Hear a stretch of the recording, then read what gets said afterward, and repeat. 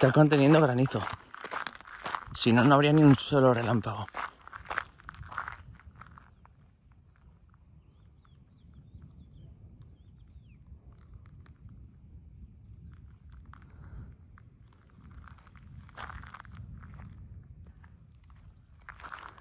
Puto viento de mierda.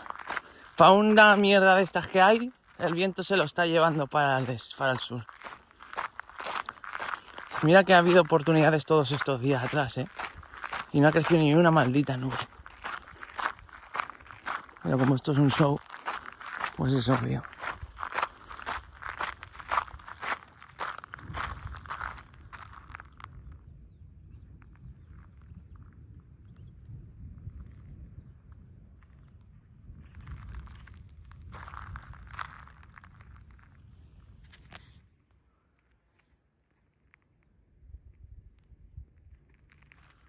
Es que hay truenos cada 5 o 10 segundos.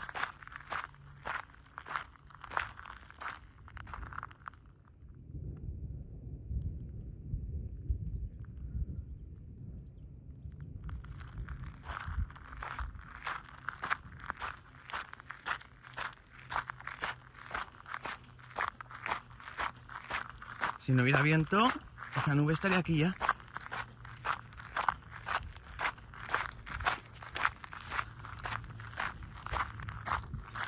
Un maldito avión.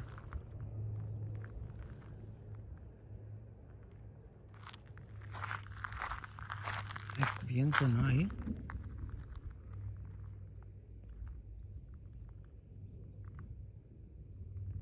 Se escucha una tolvanera.